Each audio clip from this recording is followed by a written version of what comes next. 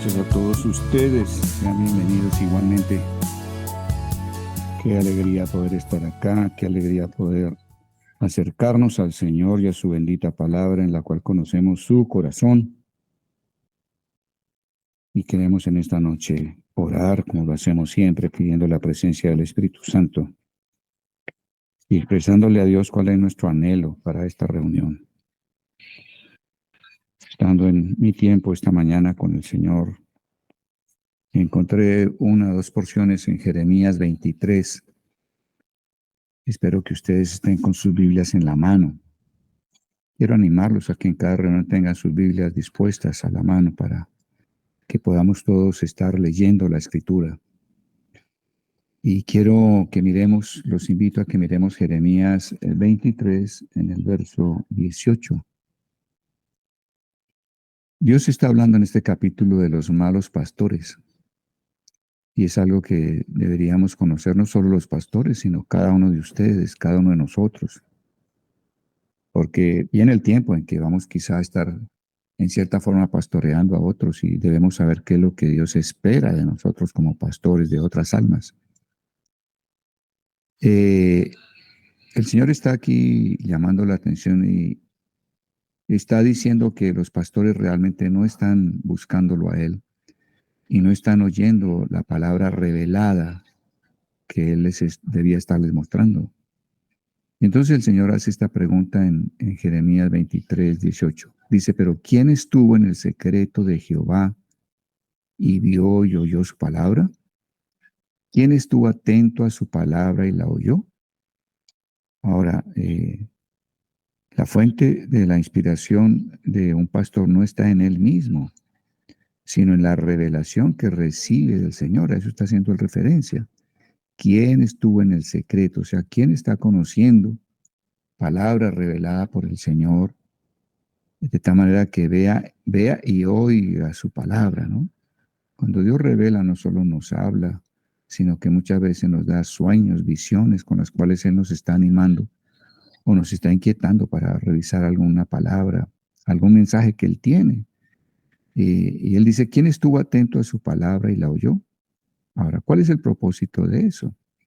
Él dice en el verso 22, dice, si ellos, los pastores, hubieran estado en mi secreto, o sea, si ellos estuvieran recibiendo revelación del Señor, ¿cierto? Dice, si ellos hubieran estado en mi secreto, habrían hecho oír mis palabras a mi pueblo. O sea, nosotros estamos delante del Señor y buscándole para que la palabra que Él nos revela la estemos dando a las personas cuyas almas estamos supervisando, almas a las cuales les estamos guiando. Somos guías de las almas de otros, ¿no? Si ellos hubieran estado en mi secreto, habrían hecho oír mis palabras a mi pueblo y lo habrían hecho volver de su mal camino y de la maldad de sus obras. Y lo habrían hecho volver de su mal camino y de la maldad de sus obras. Si la palabra que estamos oyendo es revelada por Dios, tiene la unción del Espíritu Santo, entonces esa palabra tiene el poder de qué, de hacernos volver de nuestro mal camino y hacernos volver de la maldad de nuestras obras. Que en esta noche queremos pedir al Señor que Él obre con poder estos cambios, estas transformaciones en nosotros.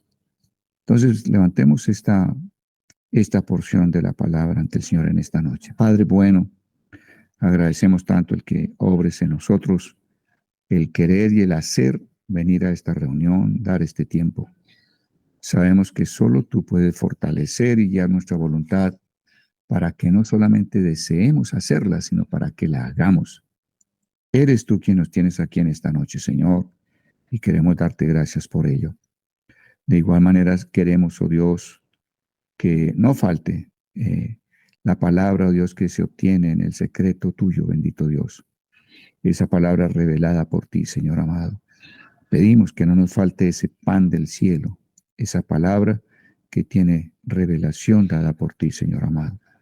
Y deseamos, oh Dios, oír esas palabras que tengan la revelación dada por ti y que esas palabras nos hagan volver de nuestros malos caminos y nos hagan volver de la maldad de nuestras obras, bendito Dios.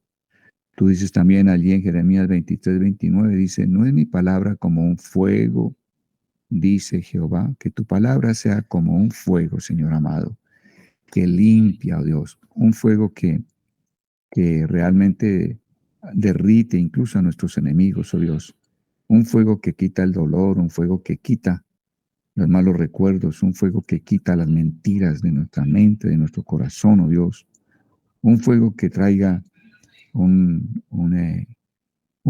arrepentimiento genuino, bendito Dios, un fuego que limpie. Tu fuego es un fuego consumidor, Señor amado, y damos gracias por ello. Entonces, que tu palabra sea como un fuego y como un martillo que quebranta la piedra, Señor nuestro. Así es tu palabra cuando es revelada, cuando es ungida, Señor.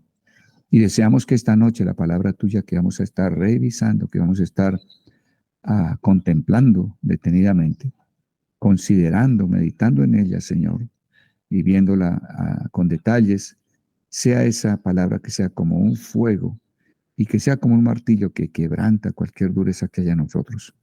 Que esa palabra quite de nosotros la dureza del corazón, el corazón duro, y a cambio ponga un corazón sensible, un corazón que percibe la ternura y la compasión tuya para nosotros.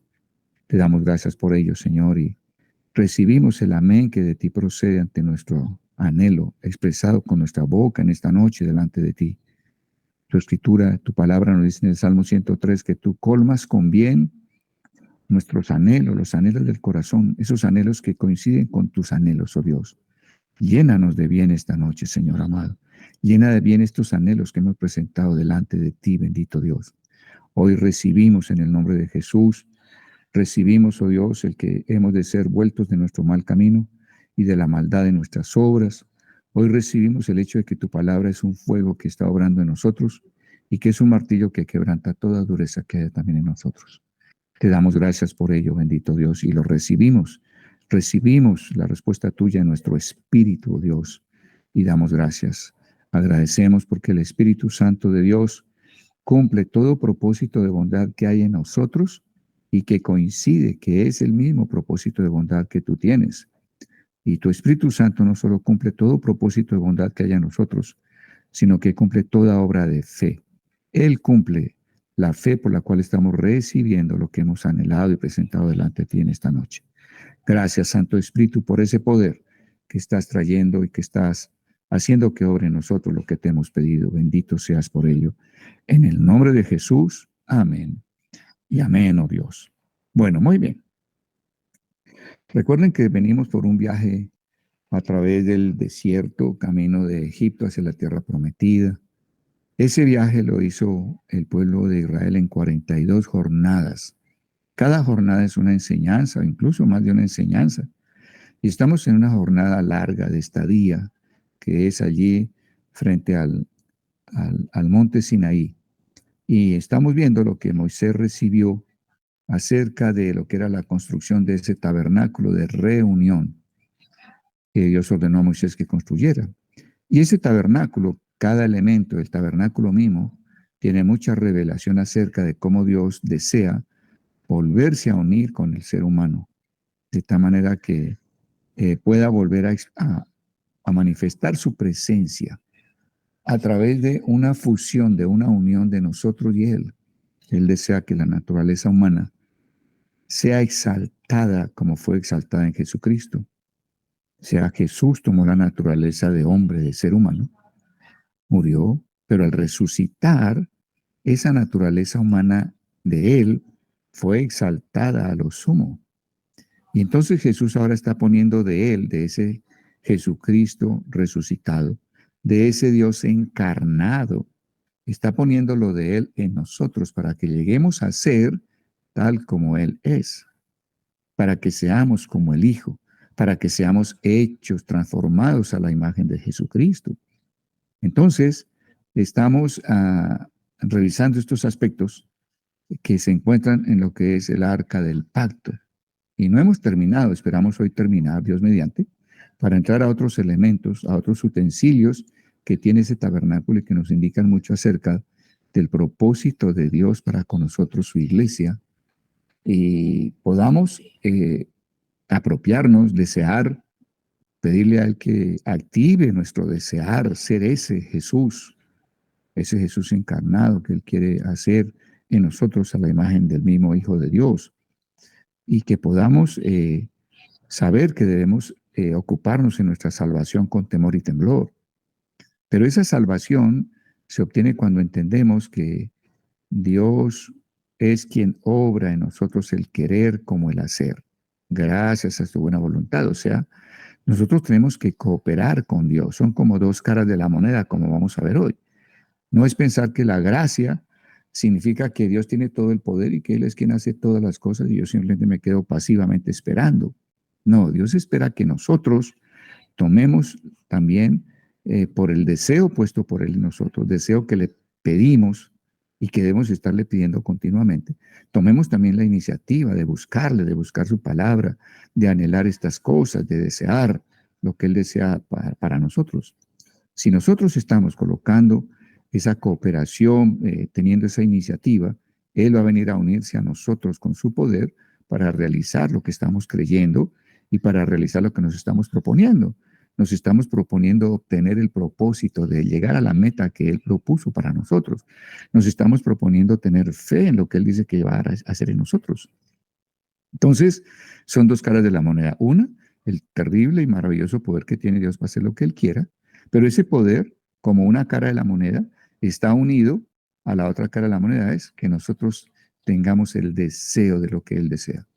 Si no hay deseo de nosotros, pues sería una moneda de una sola cara. Y una moneda de una sola cara es una moneda que no vale nada, ¿no? Que vale a una moneda falsa. Toda moneda tiene dos caras y es lo que estamos viendo entonces.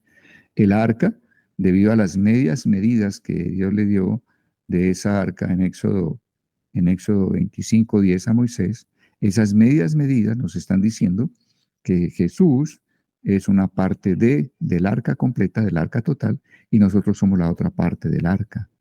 O sea que unidos a Jesús somos el arca completa, somos la naturaleza humana completamente unida a la naturaleza divina, y esa naturaleza humana unida a la naturaleza divina es la que porta la presencia de Dios. Y donde está la presencia de Dios está el reino de Dios.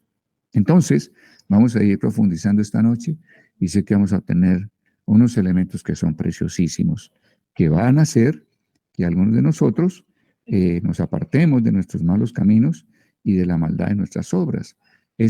Toda esta enseñanza del arca nos está haciendo apartar de la pasividad, de esa parálisis que quizá muchos de nosotros hayamos tenido por mucho tiempo por falta de entender cómo era que realmente Dios quería operar todo lo que se ha propuesto en nosotros. Entonces, estamos rompiendo que la palabra de Dios, como dice él, como un martillo, quebrante esa dureza que nos llevó a la parálisis, a la pasividad, esperando solamente que Dios hiciera. Vamos a entrar en cooperación con Dios y entonces vamos a ver que vamos ahora sí a caminar y avanzar realmente en el crecimiento de nuestra vida espiritual. Muy bien. Hoy vamos a ver entonces que Dios desea, y tal como Él lo muestra a través de la palabra de Dios, Él desea que Cristo sea glorificado en sus santos. La pregunta es, ¿cómo es que nosotros podemos glorificar a Cristo en nosotros? De manera que vamos a proponernos girar en torno al verso de 2 Tesalonicenses 1:10. Dice la escritura allí en 2 Tesalonicenses 1:10. Cuando venga en aquel día para ser glorificado en sus santos, lo vamos a leer, cuando venga en aquel día para ser glorificado en sus santos y ser admirado en todos los que creyeron, por cuanto nuestro testimonio ha sido creído entre vosotros. Entonces, en el día en que Jesús venga, Él ha de ser glorificado en sus santos y va a ser admirado en todos los que creímos. Ahora, ¿cómo se llega a eso? ¿Qué es lo que Dios quiere decir? ¿Por qué la importancia de que Jesús vaya a ser glorificado en nosotros? Muy bien. ¿Que Jesús sea glorificado en sus santos? Pregunta. ¿Acaso no fue ya glorificado? Él fue glorificado. Él fue glorificado cuando el Padre Celestial, con su poder, hizo que Él ascendiera y se sentara en la posición de mayor poder que puede existir en el universo. Él se sentó a la diestra de Dios Padre. Entonces, él en sí como persona, ella fue glorificado. Ahora, Él ya es glorificado en sí mismo, pero veamos lo que Pablo dice de nosotros. Dice que el que nos llamó, nos predestinó y ya nos glorificó. A ver, un momentico. O sea, Dios desea que Jesús sea glorificado en nosotros. Y para eso tenemos que entender algo antes de llegar a ese punto. ¿Cuál es ese algo? Lo que Pablo dice. Pablo dice que el que nos llamó, Dios Padre, nos predestinó y nos glorificó. Entonces uno dice, ¿cuándo hemos sido nosotros glorificados? Tú te preguntarás, ¿cuándo yo he sido glorificado? Entonces, eh, Pablo lo está diciendo en pasado, como si ya hubiera sucedido, ¿no? Él nos llamó, eso es cierto, nos llamó, tú fuiste llamado y hubo un día en que llegaste al Señor y naciste de nuevo, aceptaste el señorío de Cristo, ¿cierto? Y aceptaste que Jesús había muerto y resucitado entre los muertos. Ahora, Él nos llamó, ¿cierto? Él nos escogió, ¿cierto? Ya, pero aquí dice algo tremendo y es, Él nos glorificó. Entonces la pregunta es, ¿cuándo nos glorificó? ¿Cuándo fuiste glorificado tú que me estás oyendo? ¿Cuándo fui glorificado yo? ¿Cuándo fui glorificado cada uno de los hermanos? Entonces nos dice, Jesús asumió nuestra naturaleza humana y cuando Él resucitó, fue glorificada la naturaleza humana en su persona. ¡Wow! O sea que tu naturaleza humana fue glorificada en Jesús al resucitar. Mi naturaleza humana fue ya glorificada en Jesucristo cuando Él resucitó. O sea, esto es algo increíble, esto es algo que uno dice, wow, a ver, no es que Jesús resucitó y esto no tiene que ver nada conmigo. O sea, como que eso fue un evento que le sucedió a Él, algo que aconteció a Él por ser el Hijo de Dios, santo, perfecto, puro, etcétera, ¿no? Y creemos que eso es algo que como que no es algo que nos pertenece, no es algo que atañe con nosotros desde ya. Pero aquí el apóstol Pablo está diciendo todo lo contrario. Él está diciendo, Jesús asumió nuestra naturaleza humana y cuando Jesús resucitó, fue glorificada la naturaleza humana en la persona de Jesucristo. Y su espíritu toma ahora todo lo que es de Él, de Jesucristo, el primer hombre glorificado, y lo aplica a nosotros. ¿Estás oyendo lo que está diciendo aquí la palabra? Jesucristo, entonces en Él fue glorificada la naturaleza humana y el Espíritu de Jesús, el Espíritu Santo, toma, ¿cierto? Todo lo que es de Él. ¿De quién? Del Cristo glorificado, del Dios encarnado que fue glorificado. A ver, porque es que a veces miramos a Cristo solo como hombre, solo como hombre, solo como hombre. Y yo creo que muchos de nosotros predomina ese concepto allá en nuestra conciencia, en nuestra mente, en nuestro corazón. Pero si nosotros habláramos de Jesucristo como el Dios encarnado, Dios encarnado, Dios encarnado, yo creo que empezaríamos a tener una mayor conciencia de la deidad de Jesucristo. Y es una conciencia que tiene que ver, atañe a nosotros mismos, porque Dios se ha propuesto que seamos hechos, transformados a la imagen de Jesús, transformados a la imagen del Dios encarnado. A ver si eso te suena diferente. A mí me suena diferente. Y he empezado a verlo de esa manera. Cuando yo veo el rojo, cuando yo veo el rojo sangre, el rojo carmesí, yo estoy pensando en el Dios encarnado. El Dios encarnado. El Dios encarnado. Es la sangre del Dios encarnado. Y entonces estoy empezando a tener una conciencia cada día mayor de la deidad de Jesucristo, porque yo creo que de la humanidad de Jesucristo ya tenemos una conciencia más que suficiente, pero hemos dado tanto peso, yo diría tanto volumen en nuestra conciencia a la humanidad de Cristo que hemos dejado en un tamaño muy pequeño la deidad de Cristo. Entonces llamémoslo el Dios encarnado y verás que te va a ayudar mucho. A mí me está ayudando y estoy procurando en mis oraciones darle ese nombre a Él. Muy bien. Entonces el Espíritu de Dios toma lo que es de Él, lo que es Él como Dios encarnado, glorificado, y lo aplica a nosotros.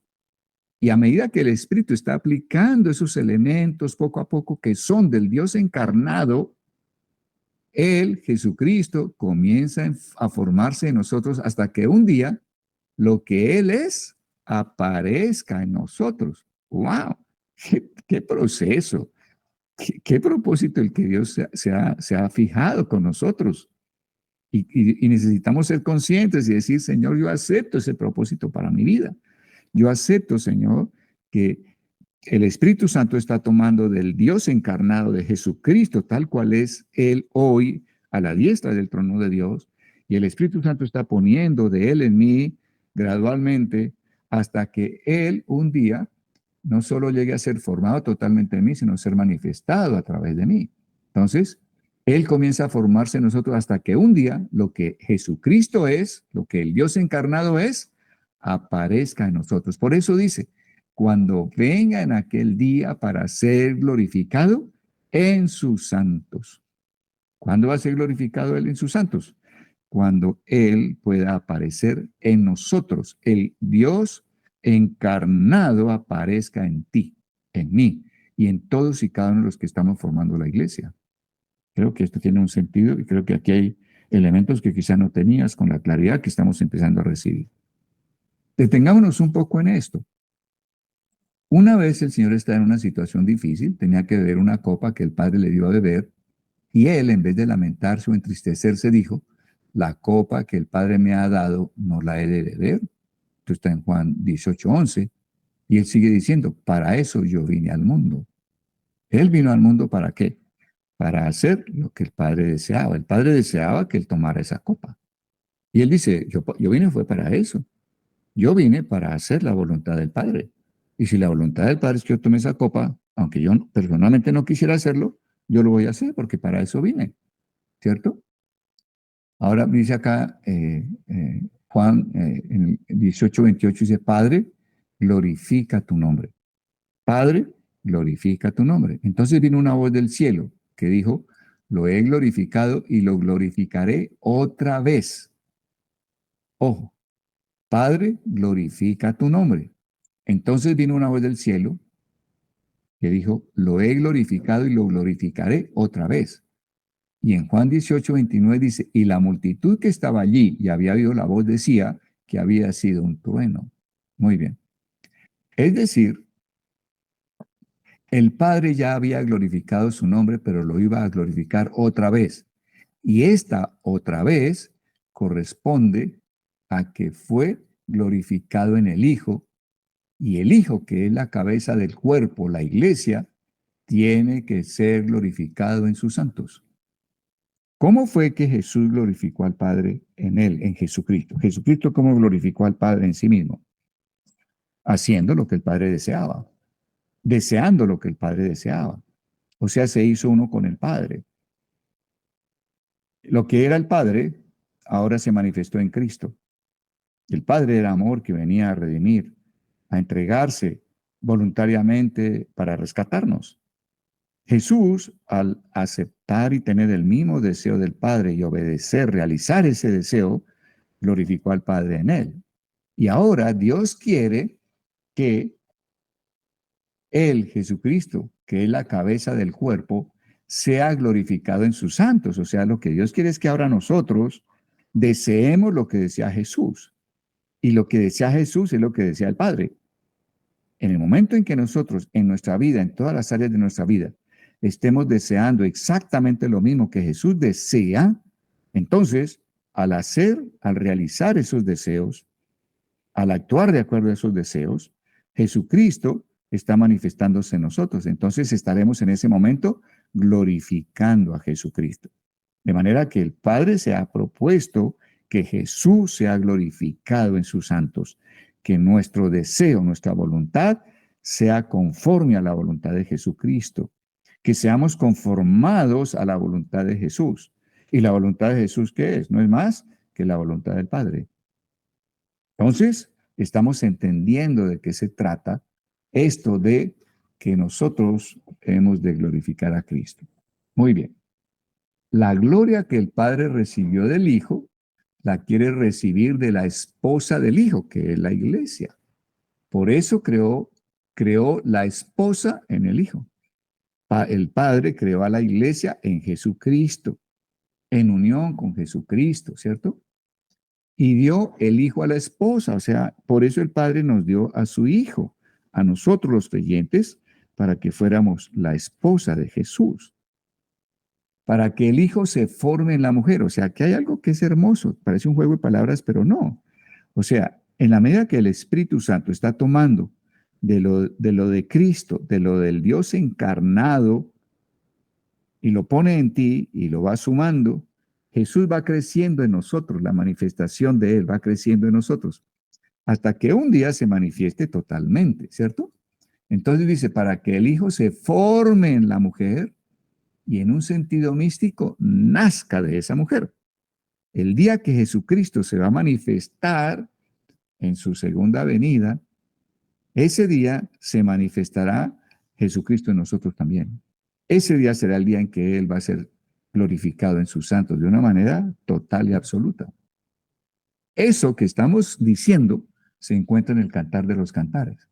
Entonces, miremos más sobre ese misterio tan hermoso y tan poderoso, porque esto realmente muestra el amor de Dios para con nosotros en un propósito tan grande y tan sublime.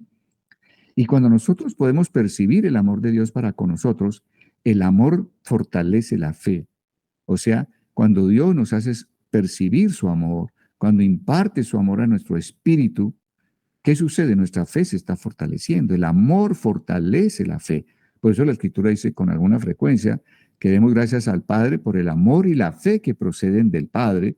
En otros versículos dice que demos gracias por el amor y la fe que proceden de Jesucristo. Porque el amor del Padre, junto con el amor de Jesucristo, ¿qué hacen? Fortalecer nuestra fe. Entonces, estamos viendo lo importante de entender estos misterios que están dados en el arca del pacto. Ya vamos a ver por qué están dados en el arca del pacto. Muy bien, entonces en el Cantar de los Cantares podemos leer sobre ese misterio. Cantares 3:6 dice, ¿quién es esta que sube del desierto como columna de humo, sahumada de mirra y de incienso y de todo polvo aromático? Cantares 3:6. Qué distinto es ahora. En el capítulo 1, verso 9, era como un caballo de Egipto. En ese capítulo 1, verso 9, la, la, la que aparece aquí como esposa de Salomón, siendo Salomón una tipología de Cristo, Salomón como hijo de David, ¿cierto? La que está aquí siendo esposa, está en el capítulo 1, verso 9, es presentada por la escritura como una yegua, pero ya en el capítulo 3 está siendo presentada muy diferente, o sea, ya ha habido un proceso en esa mujer que es una tipología de la iglesia, de la esposa de Cristo. De manera que, eh, dada esa operación del Espíritu Santo, ahora, con la transformación que ya ha sufrido, que no es la total, dice, es semejante a una columna de humo y dice, sahumada de mirra. Ahora, el humo siempre hace pensar en un olor, es un gas, ¿no?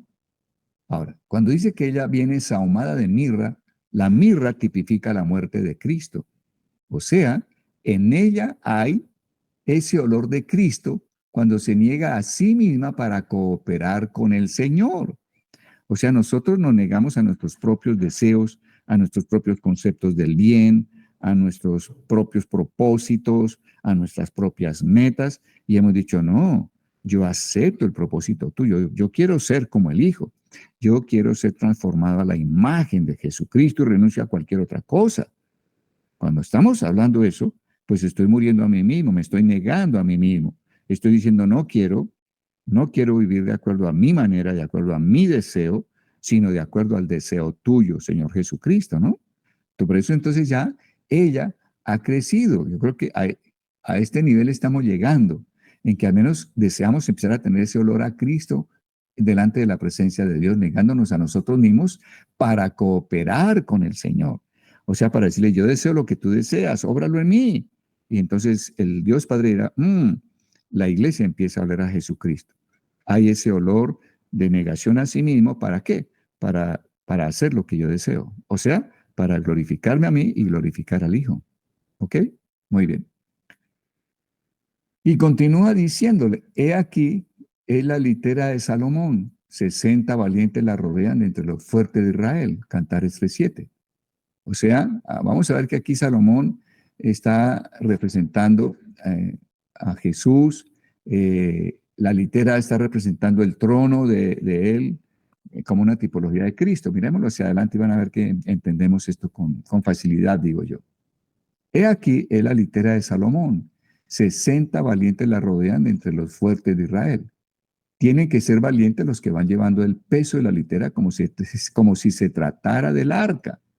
Salomón representa aquí al amado, al hijo de David, pero él tiene una litera donde reina, donde se sienta. Esta, que parece una columna de humo donde se sienta Salomón, es como su trono donde él deambula en amor. Entonces, estamos viendo que la iglesia está juntamente con el rey dando esa imagen de reinado, ¿no? Y el rey se sienta, descansa sobre esa iglesia que tiene olor a Jesucristo, que muere a sí misma para glorificar al Padre y para glorificar a Jesús, para vivir en el deseo del Padre y del Hijo. El hijo de David es Salomón y dice de los fuertes de Israel, todos ellos tienen espadas, diestros en la guerra, cada uno su espada sobre su mulo, por los temores de la noche. No son los que no han sufrido, los que no han peleado, no. Así no se puede llevar la litera de Salomón. Hay que ser valiente, fuerte y diestro en la guerra. El rey Salomón se hizo una carroza de madera del Líbano. Hizo sus columnas de plata, su respaldo de oro, su asiento de grana, así como el propiciatorio, su interior recamado de amor, qué linda esta palabra, por las doncellas de Jerusalén. Verso 11 dice, salid, oh doncellas de Sión, y ved al rey Salomón con la corona con que le coronó su madre en el día de su desposorio. Ojo a esta frase. Salid, oh doncellas de Sión, y ved al rey Salomón con la corona con que le coronó su madre. Recuerden que nosotros como iglesia somos como una mujer en quien el Espíritu Santo está poniendo lo que es de Jesucristo, el Dios encarnado en nosotros, de manera que Jesucristo se vaya formando en nosotros. O sea, pareciera que nosotros vamos a ser madre de ese Jesucristo colectivo, ya no el del Jesucristo individual. El Jesucristo individual, la madre de él fue María. Pero de ese Jesucristo colectivo, donde todos nosotros somos como, como hermanos de aquel hermano mayor, semejantes a él en todo, ¿cierto? Somos como esa madre que lo va a dar a luz. Entonces dice acá, ¿y cuándo fue coronado? Fue coronado por su madre en el día de su desposorio. Aquí hay un misterio, ¿no? Lo estamos como entendiendo. Y el día del gozo de su corazón. Su madre es la que lo dio a luz. Pero ¿cuándo fue que lo coronó su madre, la que le dio a luz? El día de su casamiento. Fíjense que son dos cosas que se dan simultáneas, ¿no? O sea, el día que nosotros como iglesia, cada uno de nosotros, esté manifestando totalmente a Cristo, porque nuestros deseos en todas las áreas son el mismo deseo de Jesús, ese día en que lo estamos dando a luz, en que Él se puede ver claramente en nosotros, ese día también es el día del casamiento.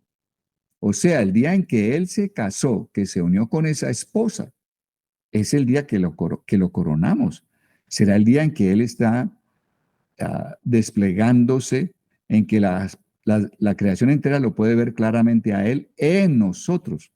Por eso es que glorificar significa clarificar. Jesucristo clarificó al Padre, o sea, Jesucristo dejó ver claramente al Padre a toda la gente en el momento en que Él estuvo sobre la tierra. Igualmente la iglesia ha de caminar cooperando con el Espíritu para que el Espíritu nos ponga más y más de Jesucristo, del Dios encarnado, hasta que llegue un día en que toda la creación pueda ver claramente en nosotros a ese mismo Dios encarnado. Ese día lo habremos dado a luz y ese día será el día de casamiento de Él con nosotros que dimos a luz a ese Cristo colectivo. ¿Suena interesante? Suena muy poderoso, ¿cierto? Muy bien. Inicialmente estaban lejos como esposos, esposo-esposa, pero se fueron acercando hasta que llegó el día de la boda, el día del desposorio, cuando se hacen una sola carne, cuando él y ella llegan a ser uno. El día de su desposorio es cuando su madre, o sea, la que lo da a luz, lo corona. ¿Por qué son uno? Porque tienen el mismo desear. O sea, el desear de la iglesia es el mismo desear de Jesús. Y el desear de Jesús no es más que el mismo desear del Padre. Jesús glorificó al Padre. Jesús dejó ver claramente al Padre deseando y haciendo solo lo que el Padre deseaba. Y ahora la iglesia va a repetir la escena, pero a un nivel macro, a un nivel colectivo. Vamos a ver entonces ese Cristo formado en nosotros. ¿Cuándo es el Señor coronado por nosotros? ¿Cuándo le damos a luz? Cuando se está formando en nosotros, somos esa mujer, la que lo dará a luz. O sea, nosotros en este momento somos esa mujer en la cual Él está formándose por todo lo que el Espíritu Santo está aportando de Cristo glorificado, del Dios encarnado, está aportando y poniendo en nosotros, ¿cierto? Se está formando, por eso somos esa mujer que lo dará a luz. Por eso Jesús dijo que tendríamos dolores como la mujer. Y por eso aparece en Apocalipsis esa mujer con dolores de parto para dar a luz. ¿Cuándo es que da a luz? El día de la boda. Ese día es el día de la coronación. Mientras el Señor todavía no esté formado en nosotros, es decir, todavía no gobierne en nosotros. Miren lo que es Jesucristo formado en nosotros. Jesucristo formado en nosotros significa que Él gobierna enteramente a través de su desear que ha puesto en nosotros, porque nosotros hemos cooperado deseándolo, deseando que Él ponga sus deseos en nosotros y muramos a cualquier deseo diferente al deseo de Él. Cuando eso se esté dando, ¿cierto? Entonces es cuando Él ah, está, es coronado, es rey. Él realmente está gobernando en nuestras vidas.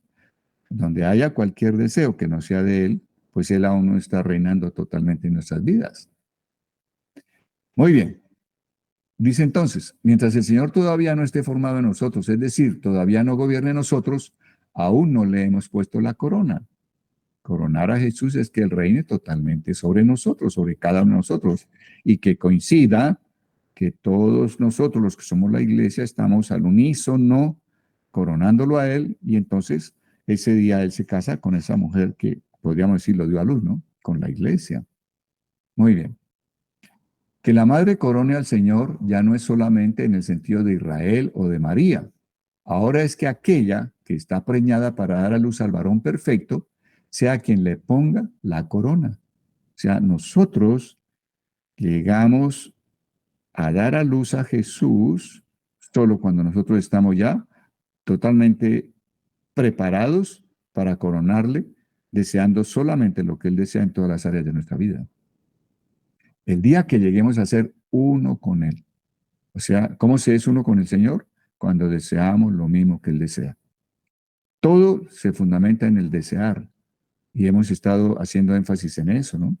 Por eso la escritura es tan clara ya en Filipenses, en el capítulo 2, si ustedes me acompañan, volvemos a revisar la escritura que es tan poderosa, que a lo mejor la hemos leído unas cuantas veces a través de nuestra vida, de nuestra lectura bíblica, pero que nunca habíamos tenido la revelación de cuán poderosa y cuán importante es, ¿no? Entonces vamos a, a Filipenses y vamos al capítulo 2, 2:12. Dice, Filipenses 2:12. Por tanto, amados míos, como siempre habéis obedecido, no solamente cuando estoy presente, sino mucho más ahora que estoy ausente, ocupaos en vuestra salvación con temor y temblor.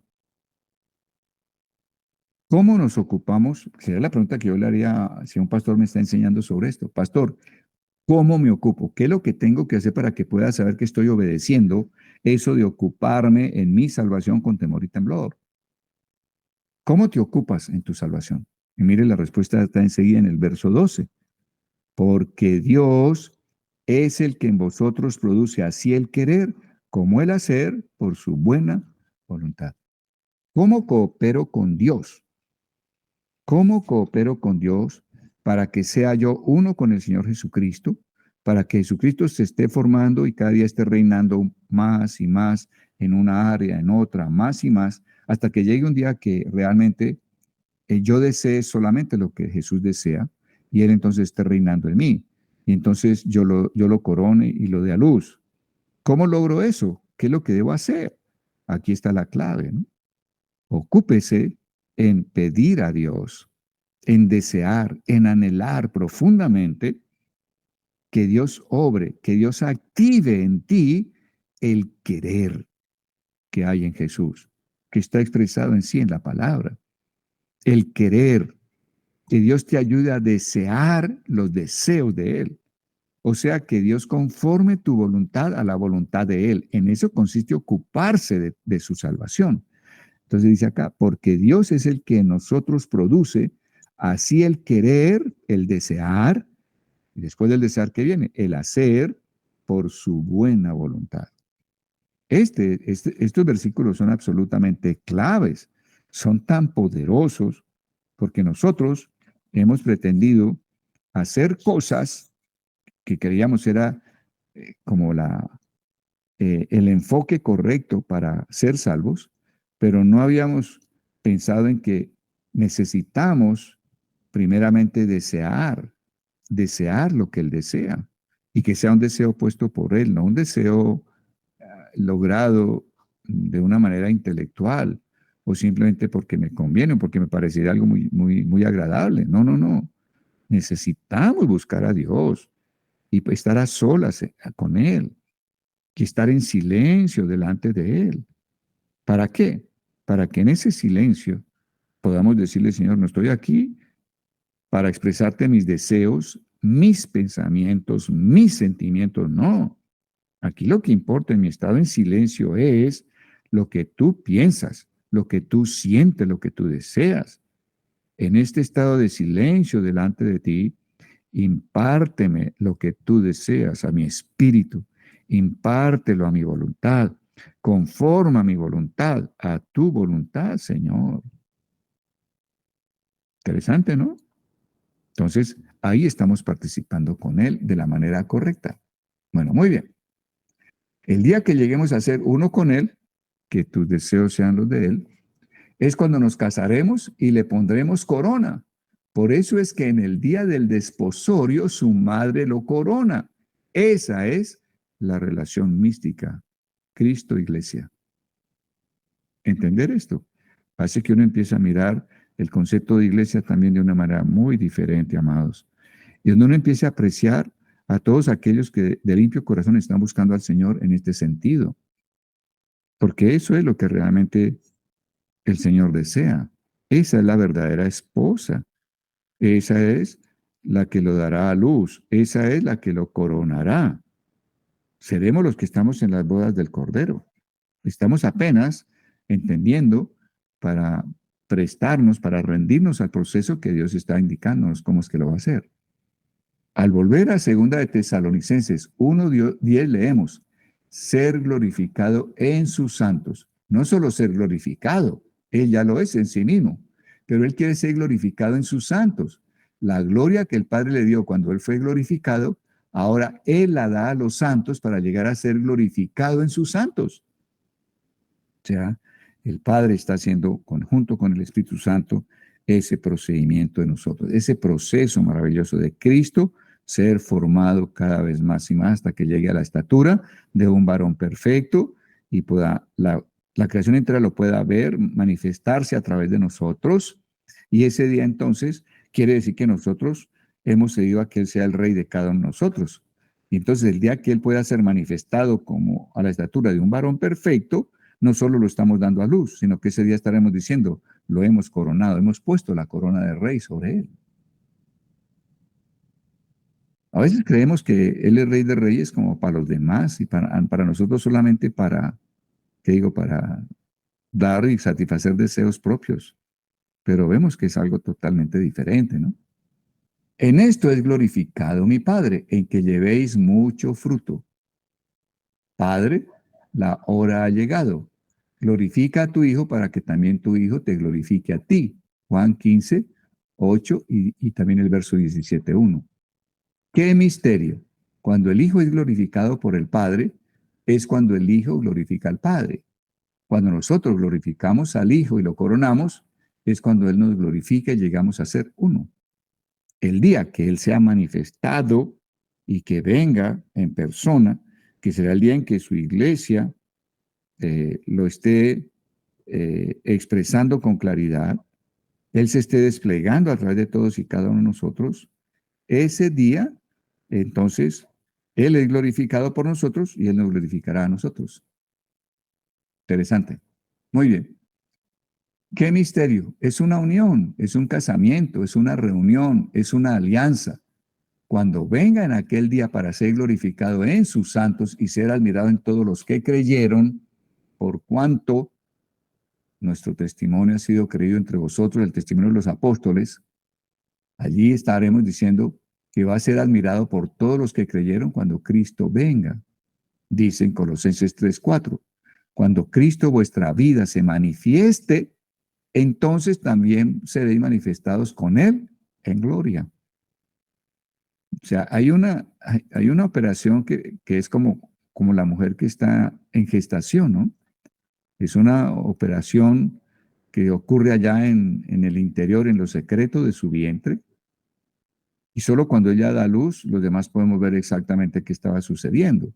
Lo mismo sucede con la iglesia. Cristo está siendo formado gradualmente en nosotros, por lo que el Espíritu Santo está aportándonos de Cristo, del Dios encarnado. Pero el día que nosotros demos a luz, ¿cierto? Entonces el día que manifestemos al Señor, nosotros también seremos manifestados con Él en gloria. Ese día seremos glorificados por Él. Ahora vamos a ver qué significa ser glorificado. Ahora seguimos en Tesalonicenses capítulo 1, verso 11. Por lo cual asimismo oramos siempre por vosotros, para que nuestro Dios os tenga por dignos de su llamamiento. Por lo cual asimismo oramos siempre por vosotros, para que nuestro Dios os tenga por dignos de su llamamiento. Es que Dios nos tenga por dignos de nuestro llamamiento, que nos tenga Dios por dignos de nuestro llamamiento, ser tenidos por dignos, ser tenidos por dignos. ¿Qué significa ser tenidos por dignos de nuestro llamamiento? Ya vamos a verlo. Y seguimos enfatizando cómo se da esta relación de Cristo con la iglesia, el misterio de Cristo y la iglesia. Lo estamos empezando a entender. Dice acá, para que nuestro Dios sostenga por digno de su llamamiento y cumpla todo propósito de bondad y toda obra de fe con su poder. Cuando nosotros somos tenidos por dignos de nuestro llamamiento, ¿de qué? De estar siendo formados a imagen de Jesucristo, para que un día Cristo pueda manifestarse a través de nosotros enteramente, ¿cierto? Y ese día entonces lo estamos coronando y ese día hay casamiento. Ese es el supremo llamamiento. Pero tenemos que ser dignos de ese llamamiento y entonces Dios cumplirá todo propósito de bondad y toda obra de fe con su poder. Ahora la pregunta es, cuando dice que Dios cumplirá todo propósito de bondad, la pregunta es, ¿todo propósito de la bondad de Dios o de quién? ¿Toda obra de fe de quién? Entonces vamos a ver. Por lo cual asimismo, ya que ese es el supremo llamamiento, digamos la suprema vocación, no existe vocación más excelsa que la vocación de la iglesia. No existe una vocación más alta. Y es para todos nosotros los que hemos nacido de nuevo. No hay vocación más alta. ¿Cuál es tu vocación como parte de la iglesia, como un miembro de la iglesia? ¿Cuál es tu vocación? Hoy lo estamos viendo claramente. Tu vocación es ser hecho a la imagen del Hijo. Tu vocación es estar en un proceso de transformación mediante la cual el Espíritu Santo está poniendo del Dios encarnado, que es Jesucristo, glorificado, está poniendo de Él en ti gradualmente más y más y más y más, hasta que un día ese Cristo, ese Dios encarnado, llegue a la estatura de un varón perfecto en ti y pueda manifestarse enteramente a la creación a través de ti. Ese día lo estás dando a luz y ese día te casas con él. Y ese día se cumplió el propósito de la iglesia. Ese es tu llamamiento y el de cada uno de nosotros. Amén. Ese es nuestro llamamiento. Muy bien. Dice acá, esta es nuestra vocación. No es la de ser abogados, ingenieros o cualquier otra cosa. Pues, amén, que tenemos oficios y tenemos talento y habilidades. Pero el supremo llamamiento, el más alto, no es ese, de simplemente desempeñarnos en las habilidades y talentos que Dios nos ha dado. Somos seres espirituales, de tal manera que nuestro supremo llamamiento es ese, el que tenemos como parte de la iglesia, por ser parte de la iglesia del Señor, parte de la esposa, parte de la mujer que está en la que Él está formándose para llegar a manifestarse enteramente a través de nosotros como un hombre colectivo, su cuerpo. Muy bien. Si aquello va a ser el destino, el que seamos eso, la mujer que está gestando a ese varón perfecto para darlo a luz y el día que lo dé a luz, que él se pueda manifestar enteramente, ese día será el día de casamiento, ¿cierto? Si ese es nuestro destino, el proceso tiene que ser en función de ese destino. ¿Para qué oramos? Para que nuestro Dios sostenga por dignos. Esta es una palabra muy misteriosa, que Dios sostenga por dignos de su llamamiento. Ese es el llamamiento, el supremo llamamiento, la suprema vocación. Este propósito de bondad del que él habla, dice que Dios con su poder cumplirá todo propósito de bondad si nos ha tenido por digno, ¿no? Si tú ves que tú eres digno del llamamiento, entonces Dios cumplirá con su poder todo propósito de bondad y toda obra de fe. Bondad y fe que son las tuyas, no son las de Dios. Este propósito de bondad no se refiere al de Dios, sino al de los santos, pero cumplido por Dios. O sea, Dios está mirando si tú tienes el desear, si estás caminando en ese desear continuo. Yo quiero ser como el Hijo. Yo quiero que el Espíritu Santo esté poniendo cada día más y más de Él en mí y quitando lo que sea mío. De tal manera que yo llegue a ser conformado enteramente a la imagen de Él, en que mis deseos se conformen a los deseos de Él. De eso se trata, ¿no? Si Dios te ve digno porque estás caminando en ese anhelo, en ese propósito de Él, entonces Dios, con su poder, cumplirá todo propósito de bondad y toda obra de fe que haya en ti. Entonces tú te propones una bondad que Dios cumple. Es Dios quien va a cumplir el deseo tuyo. Él está colaborando. Recuerda que estamos en pacto. Recuerda que nosotros, al hacer nuestra parte, estamos haciendo que Dios también se mueva y entre a poner de Él para que estemos empezando a vivir en esa colaboración de esposo-esposa, ¿no? Media naranja con la otra media naranja. Muy bien. Me propuse, dice Pablo, tal cosa en espíritu. No dice solamente me propuse en espíritu, sino que añade, para que no haya en mí sí y no, sino que nuestro sí sea sí y en él amén. O sea, que el Señor es el que hace sí a nuestro sí y amén a nuestro amén. El Señor es el que hace sí a nuestro sí y amén a nuestro amén. Cuando tú dices, Señor, yo acepto el supremo llamamiento, yo supremo el propósito que tú te has fijado para conmigo, cuando tú dices eso, el Señor dirá, ok, yo haré que tu sí sea sí, es con mi poder, es con mi poder. Tú estás colaborando, haciendo lo tuyo, pero es con mi poder que llegarás a ese propósito, ¿no? Entonces, ah, el Señor es el que hace que nuestro sí sea sí y que nuestro amén sea amén. Segunda de Corintios 1, 19 y 20 nos dice eso, ¿no? Muy bien. Entonces, estamos viendo cómo ser dignos del llamamiento. Eso significa que Él es el que cumple el propósito de bondad y la obra de fe. Obra es un ejercicio del alma. Obra es un ejercicio del alma. Obra es un ejercicio del alma. Él cumple con su poder el propósito de bondad y la obra de fe. Obra es un ejercicio del alma, pero en unión con Cristo. Obra es una cooperación, es una concurrencia de Dios contigo y de ti con Él. Dios cumpla todo propósito de bondad y toda obra de fe con su poder. Entonces, observa que cuando estamos cooperando con el Señor, Él viene con su poder a cumplir el propósito de bondad y de fe, a lo que hemos dicho nosotros, sí, Señor, deseo eso, quiero eso, me alineo contigo, confórmame a tu imagen.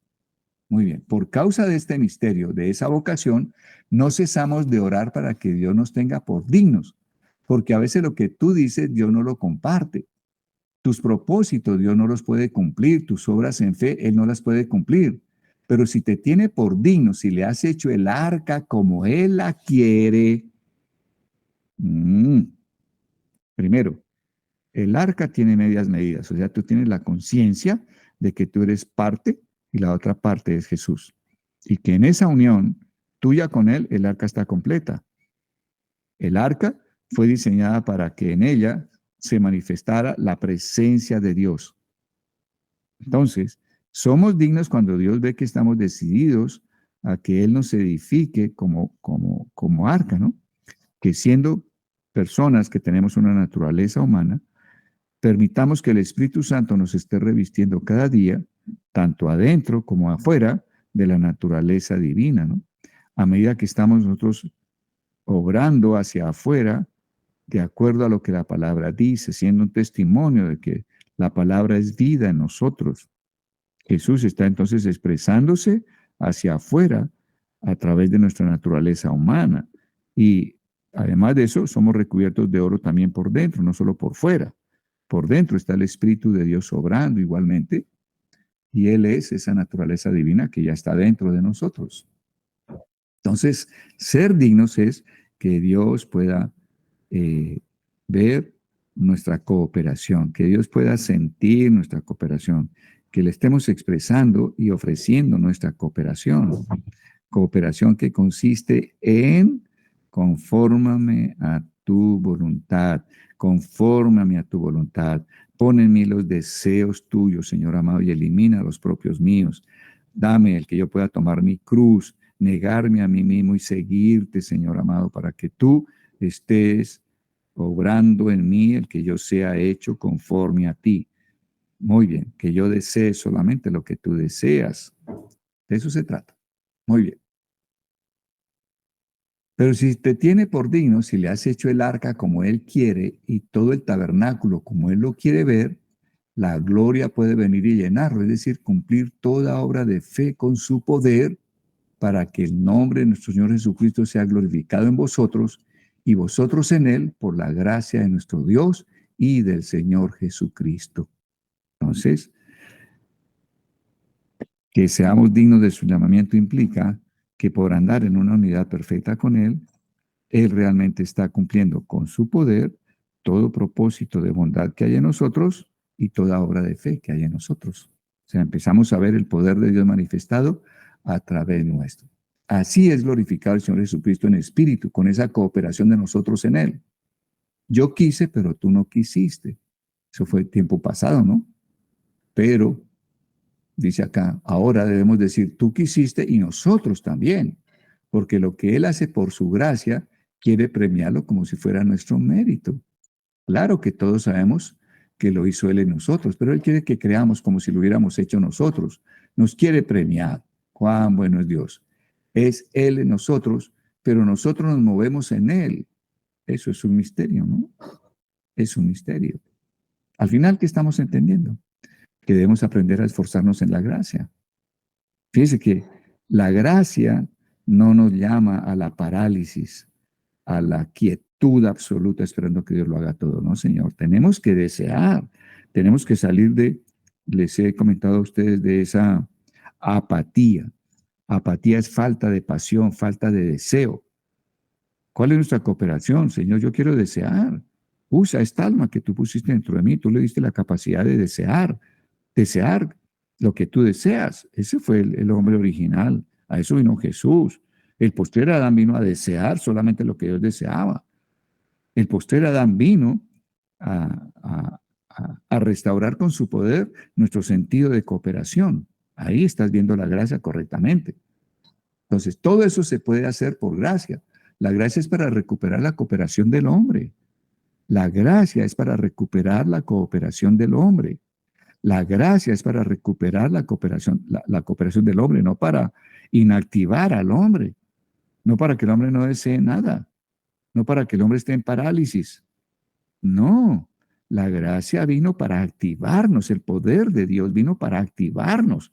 Y lo primero que Él desea activar es que nuestra voluntad, para que la voluntad activada desee y haga la voluntad de Dios, haga la voluntad de Cristo. Si nuestra voluntad desea y hace lo mismo que Cristo desea y hace, somos uno con Él. Amén. Entonces, ¿cómo está tu vida? ¿Está en parálisis? ¿Ha estado en parálisis? ¿Ha estado totalmente quieta? ¿En una especie de pereza? ¿O estás dispuesto a empezar a desear? Salir de la apatía. Apatía significa falta de pasión, falta de deseo, falta de ganas. Como dicen, póngale perrenque, ¿no? O sea, tenga al menos el desear las cosas de Dios. Es el comienzo. Y vas a ver a Dios obrando, pero pídele, ocúpate en tu salvación, sabiendo que es Dios quien produce en ti el querer, que es Dios quien activa tu deseo, que es Dios quien activa que tengas pasión por ese supremo llamamiento que Dios ha soltado sobre nosotros y ha fijado para con nosotros, que tengamos deseo de eso. Ahí está, decirle, Señor, actívame, por favor, activa mi voluntad, activa mi pasión, que no sea un cristiano tibio, que seamos fervientes. Dios quiere hacerlo y Él tiene el poder para hacerlo. Muy bien, la gracia es para recuperar la cooperación del hombre. Por eso dice, esfuérzate en la gracia. Esto es en la gracia, pero esfuérzate tú, Timoteo. Está en 2 Timoteo 2:1, 1:9 y 10. Otra escritura nos dice en Efesios 6:10, fortaleceos en el Señor y en el poder de su fuerza. Recuerden que la gracia ante todo es poder. La gracia es poder. La gracia es poder. Fortaleceos en el Señor y en el poder de su fuerza. Y todo aquel que tiene esta esperanza en Él se purifica a sí mismo, así como Él es puro. 1 Juan 3:3. Cuando nosotros vemos el supremo llamamiento que Dios ha puesto soltado sobre nosotros, entonces nosotros deseamos estar siendo purificados más y más, limpiados más y más. En caso de que no sea Él quien nos purifica, qué herejía la que estaría diciéndonos el apóstol Juan, pero Él no nos está diciendo ninguna herejía. El apóstol Juan está hablando de la otra cara de la misma moneda. Es que la moneda tiene las dos caras. O sea, de una parte, nosotros hemos de cooperar con Dios. ¿En qué?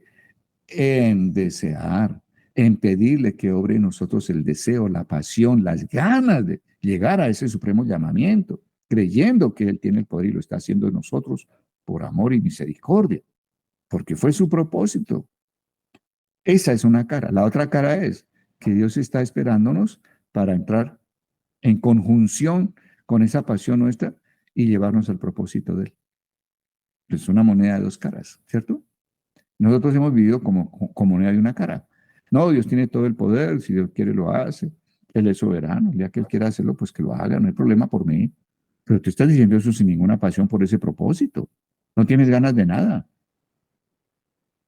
Ese es lo triste de nuestra vida. Entonces nuestra vida no ha tenido un gran valor. Si a ti te dan dinero en monedas y las monedas tienen solo una cara de la moneda original, de la moneda real, pues te están dando unas monedas que diríamos son falsas o no tienen ningún valor. Así ha sido nuestra vida, como una moneda de una sola cara, paralizados enteramente. Nos desequilibramos cuando vemos una sola cara. Pero este verso 25:10 de Éxodo, donde Dios le está dando las medidas, las medias medidas del arca que ha de construir Moisés y que hemos de construir cada uno de nosotros, siendo que la otra mitad del arca es Jesucristo mismo, o sea, una cara es el 50% y la otra es el otro 50%. Habrá valor si las dos caras existen y están al unísono, cooperándose unas a otras, la una a la otra. Entonces, ese verso 25:10 de Éxodo, donde Dios le está dando a Moisés las medidas del arca, nos da una síntesis del negocio, el misterio del casamiento de las dos medias naranjas, de la alianza, del pacto, de la casa de Dios.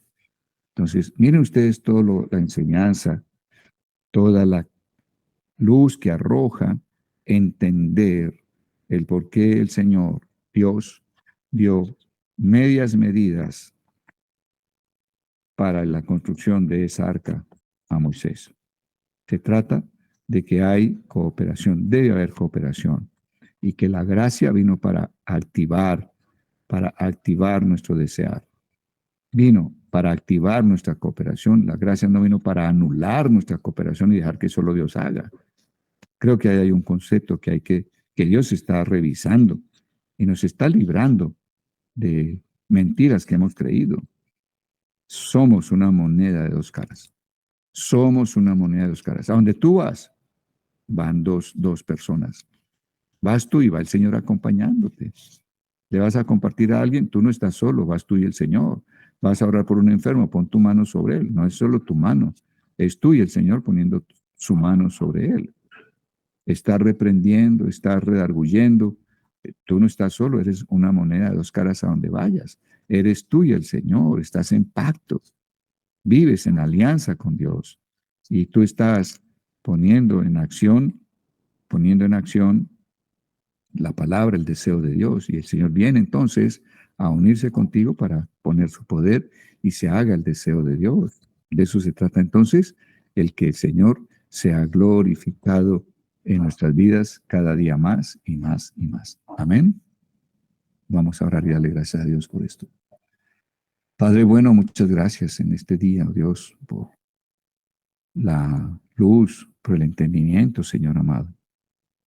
Gracias por sacudirnos y romper toda dureza por la cual estuviéramos en una quietud enfermiza, errónea, Señor amado, en una parálisis espiritual, sin cooperar contigo. Una dureza en la que hemos estado apáticos, sin ninguna pasión, sin ningún deseo ferviente sin un deseo ferviente por tu propósito, por el supremo llamamiento al que nos has destinado. Gracias, gracias, Padre bueno. Deseamos que siga revelando, hablando, Señor. Nos disponemos a que sueltes la revelación de tu Espíritu Santo en sueños, en visiones, oh Dios, con palabra audible. Señor, nos entregamos y decidimos anhelar y desear que tú mismo enseñes nuestra conciencia, oh Dios, aún mientras dormimos.